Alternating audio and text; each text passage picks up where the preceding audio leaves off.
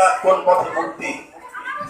এই হন্যে হয়ে যখন মানুষ ঘুরে বেড়াচ্ছে, এদিক সেদিক ছোটাছুটি করছে, তখন আল কোরআন হাত ছাড়ে দিয়ে রাখছে, তোমরা আসো কল্যাণের দিকে, আসো আলোর দিকে।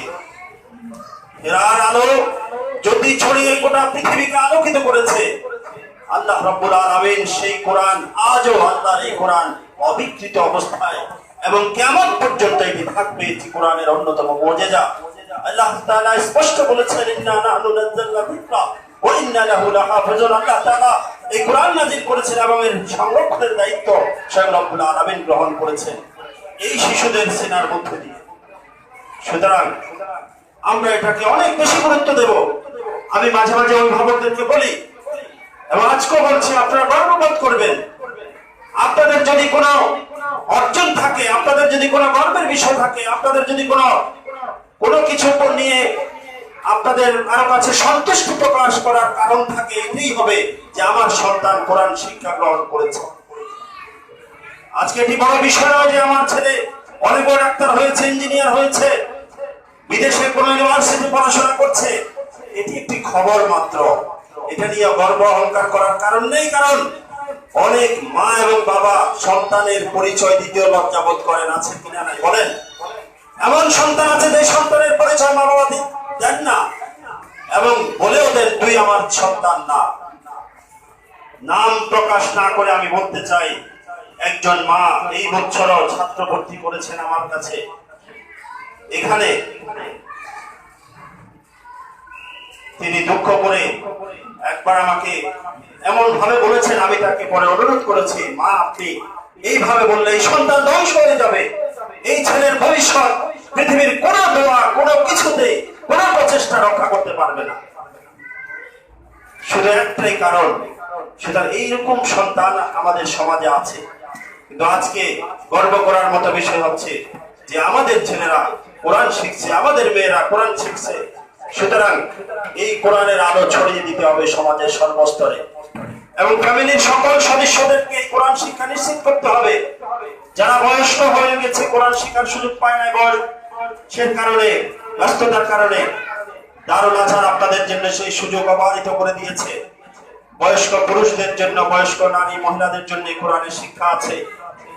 একেবারেই আপনি যখন সুযোগ পান, আমরা দুটা সময় নির্ধারণ করেছি, এই সময়ের যে কোনো সময় আপনি কোরআন শিখতে পারেন। এর বাইরেও যদি হয় প্রয়োজন আমরা সেই ব্যবস্থা, এখন আমাদের সন্ধ্যাকালীন কোর্সটাও নিশ্চিত হয়েছে।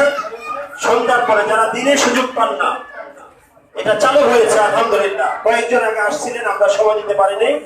ইতিমধ্যে আমরা আরেকজন মহিলা হাফেজা নিয়োগ দিয়েছি আপনাদের জন্য, শুধু ওই মহিলাদের কোরআন শিক্ষা এবং মেয়েদের কোরআন শিক্ষার জন্য আরেকজন হাফেজা মহিলা নিয়োগ দেওয়া হয়েছে এবং সেই কোর্সও চালু হয়েছে। সুতরাং আপনারা সন্ধ্যাকালীন যারা কোরআন শিখতে চান তারাও এই সুযোগ গ্রহণ করবেন। আমি আমার ভাইদেরকে বলবো, পুরুষদের বলবো যে আমরা সংসারের গ্লানি বোঝা বহন করতে করতে নিঃশ্বাস শেষ হয়ে যাচ্ছে, সময় পাচ্ছি না। প্রিয় ভাই, সময় পাবেন। যেদিন সময় আসবে সেদিন আপনার আমার আর কিছু করার থাকবে না। সুতরাং সেই সময় আসার আগে সিদ্ধান্ত গ্রহণ করুন, কি পরিচয় আমরা আল্লাহর সামনে দাঁড়াবো। এত বড় নিয়ামত দেওয়ার পরে তেলাওয়াত করতে যদি না পারে, এত বড় নিয়ামত পাওয়ার পরে সেই অনুযায়ী যদি আমার জীবন ধরতে না পারি, সেই সময় সিদ্ধান্ত অনুযায়ী যদি আমার পরিবার এবং রাষ্ট্রকে আমি গঠন করতে না পারি, তাহলে আল্লাহর সামনে কোন চেহারা নিয়ে আমরা দাঁড়াবো। সুতরাং আসুন আমরা কোরআনকে বুকে ধারণ করি। কোরআনের এক একটি আয়াতে, এক একটি আদেশ নিষেধে দেখেন মানবতার কল্যাণ, এটা গাইডলাইন। প্রত্যেক মানুষ জীবন ব্যবস্থার এমন একটা ছোট্ট বিষয় খুঁজে পাওয়া যাবে না যার সিদ্ধান্ত, যার সমাধান আল কোরআন দেয়নি। একেবারে ছোট্ট থেকে বড় বিষয় পর্যন্ত সকল বিষয়ে কোরআনের সমাধান আছে।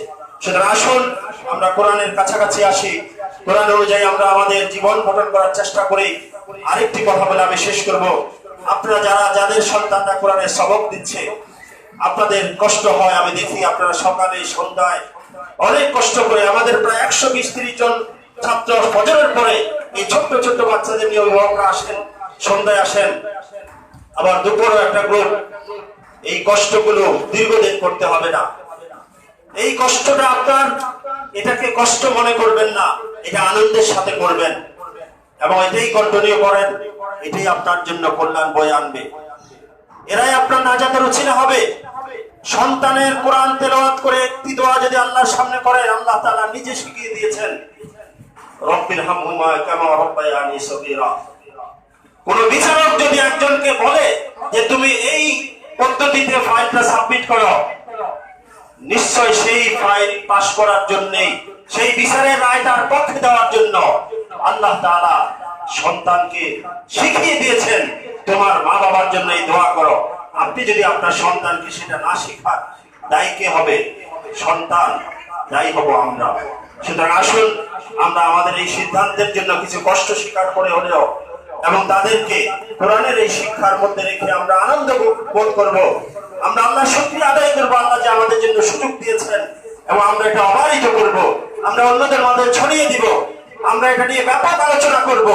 যার সাথে কথা হয় আমি বলবো যে আমার ছেলে কোরআন সবক দিয়েছে, নাজেরা পড়ছে, হিফজ পড়ছে, আলহামদুলিল্লাহ, আপনার বাচ্চার খবর কি?